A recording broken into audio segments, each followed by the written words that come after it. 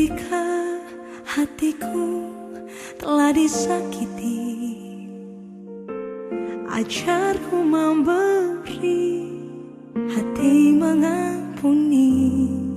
Ketika hidupku telah dihakimi, ajarku memberi, hati mengasihi. Ampuni bila kami tak mampu mengampuni yang bersalah kepada kami, seperti hati Bapa mengampuni, mengasihi, tiada pamrih.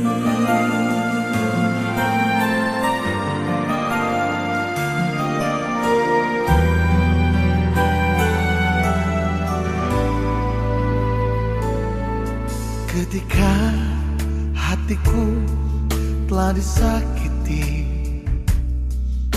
ajarku memberi, hati mengampuni. Ketika hidupku telah dihakimi, ajarku memberi, hati mengasihi. Ampuni bila kami tak mampu mengampuni yang bersalah kepada kami, seperti hati Bapa mengampuni, mengasihi, tiada pamrih.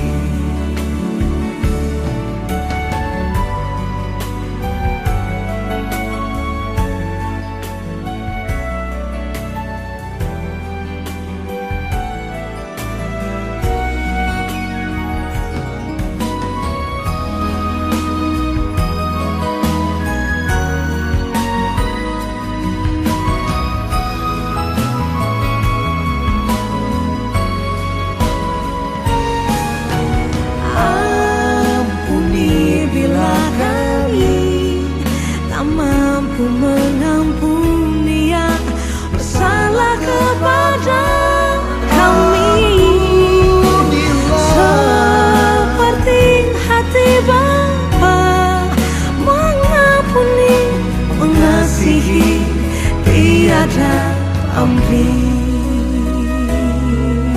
Seperti hati Bapa mengampuni, mengasihi, tiada pamrih.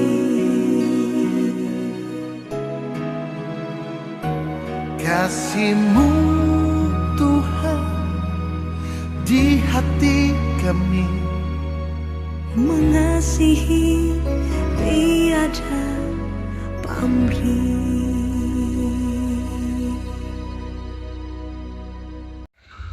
Selamat pagi adik-adik yang terkasih dalam nama Tuhan Yesus. Kembali lagi Tante Deborah menyapa kita dalam sekolah minggu kita pagi hari ini.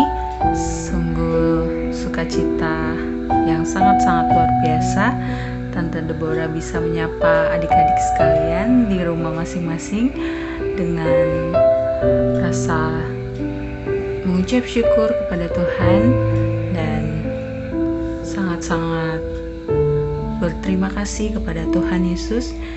Kita bisa kembali berkumpul walaupun masih dalam keadaan seperti ini. Tante Deborah mengajak kita untuk bersama-sama dalam sekolah minggu kita untuk menyiapkan hati pikiran kita untuk datang kepada Tuhan.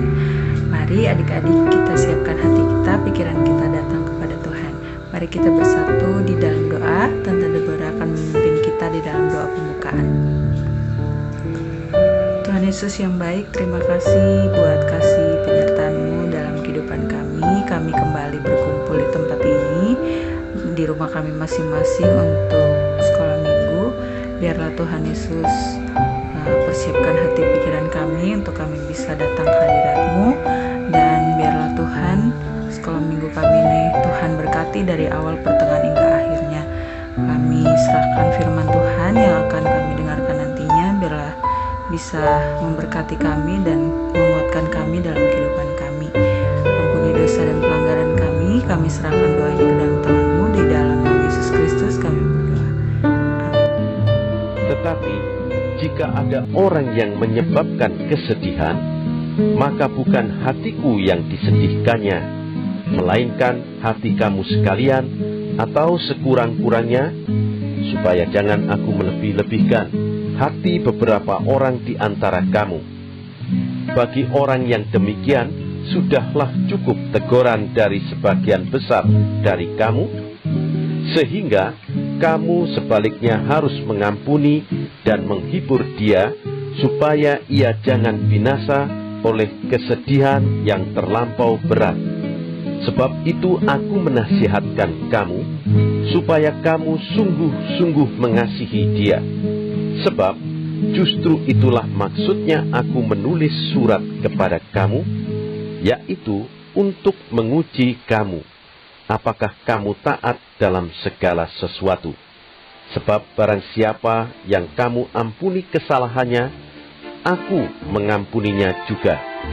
Sebab jika aku mengampuni, seandainya ada yang harus kuampuni, maka hal itu kubuat oleh karena kamu di hadapan Kristus, supaya iblis jangan beroleh keuntungan atas kita, sebab kita tahu apa maksudnya.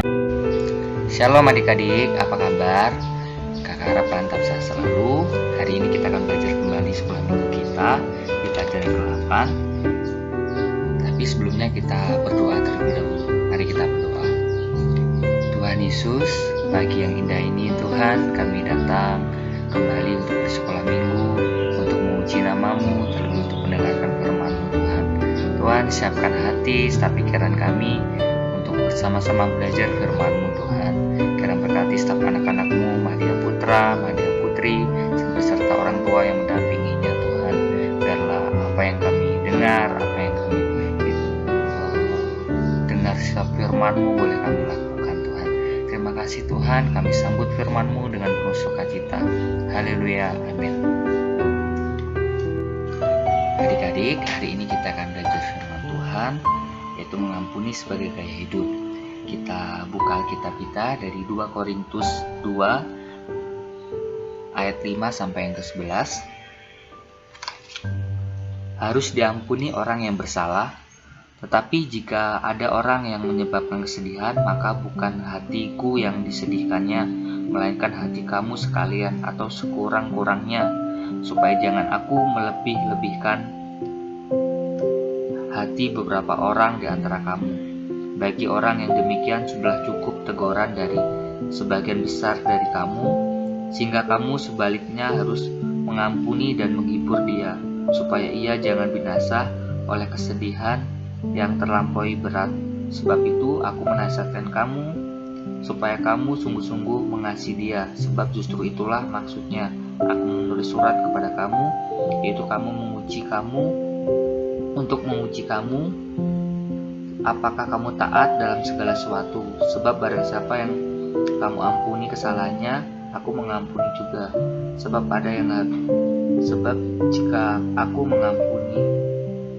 jika aku mengampuni, seandainya ada orang harus kuampuni, maka hal itu kubuat oleh karena kamu di hadapan Kristus, supaya iblis jangan beroleh keuntungan atas kita, sebab kita tahu apa maksudnya. Amin. Nah, adik-adik, Rasul Paulus mengingatkan kita, Rasul Paulus saat memberikan surat kepada jemaat yang ada di Korintus, yaitu untuk mengajarkan atau penjelasan mengenai bagaimana kita harus mempunyai sikap atau gaya hidup yang mengampuni. Nah, mengapa kita harus mengampuni?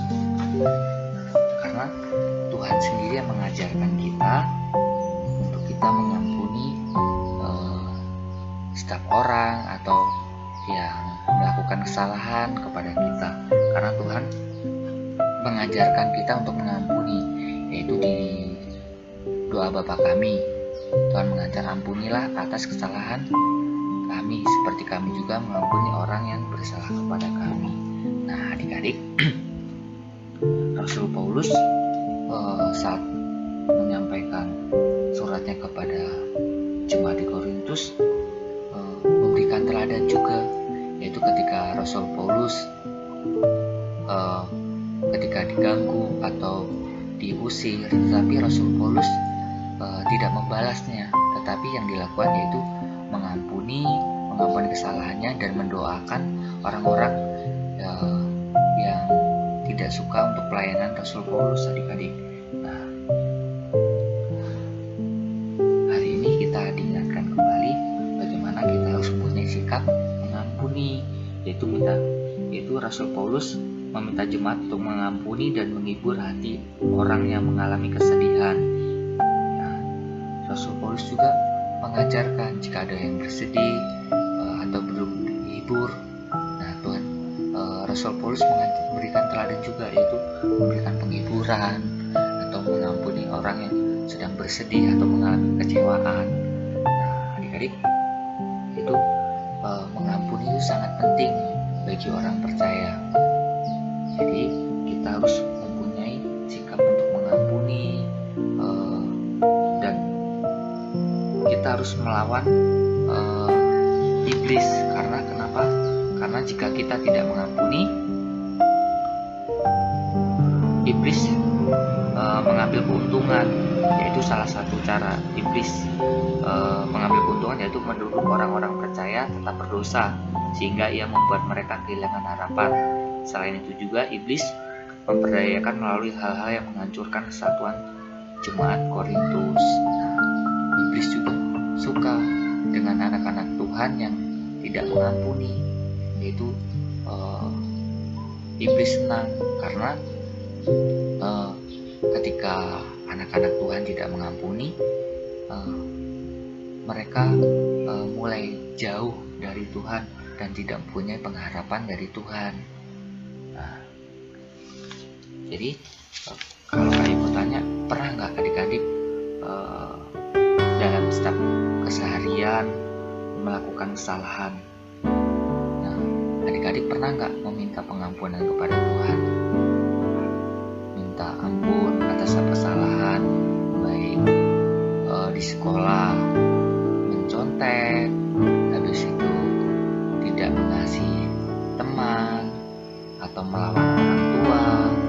Nah, adik-adik pernah nggak minta ampun sama Tuhan, atau minta maaf pada orang tua atau teman? Nah, hari ini kita diingatkan, kita sebagai anak Tuhan, kita harus mempunyai sikap untuk mempunyai mengampuni. Nah, Tuhan Yesus juga selalu memberi teladan bagi kita, yaitu di Matius 6 ayat 14, karena jika kamu mengampuni kesalahan orang, Bapamu di surga akan mengampuni kamu juga. Nah, Tuhan juga mengajarkan jika kita mengampuni, maka kita akan diampuni oleh Bapa kita yang di surga.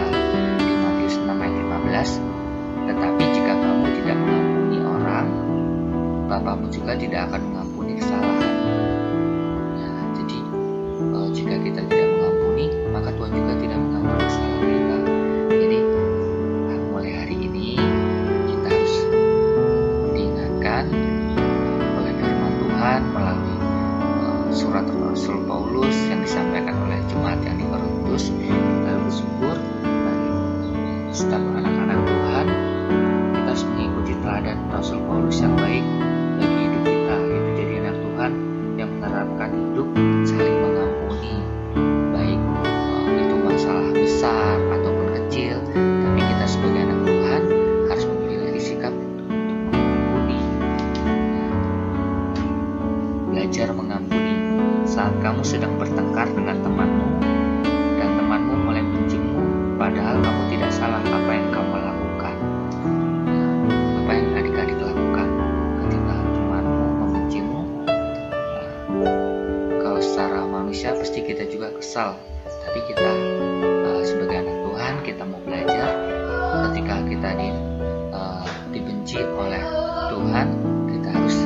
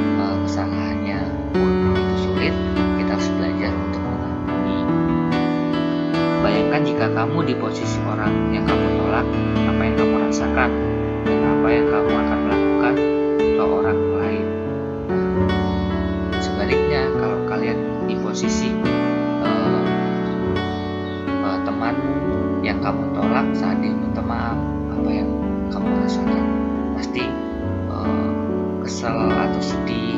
Nah, jadi kita harus juga memposisikan jika kita tidak dimaafkan orang lain, bagaimana, masih merasakan sedih. Juga kita harus mengampuni, harus punya sikap untuk mengampuni. Bayangkan, lalu tuliskan apa yang terjadi jika Yesus pada saat itu tidak mengampuni dosa manusia.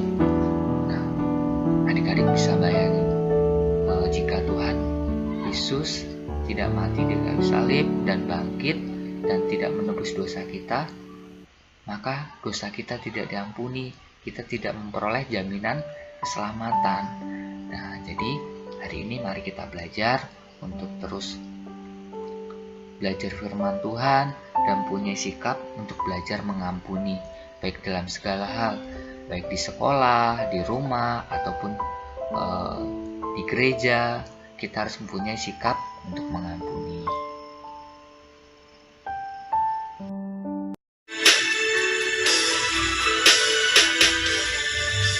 Tuhan tak pernah janji langit selalu biru, tetapi Dia berjanji selalu menyertai. Tuhan tak pernah janji jalan selalu rata, tetapi Dia berjanji berikan kekuatan.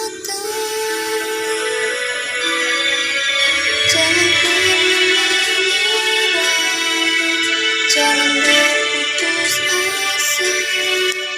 Mukjizat Tuhan ada saat hati menyerah. Jangan pernah menyerah, jangan berputus asa. Mukjizat Tuhan ada bagi yang setia dan percaya.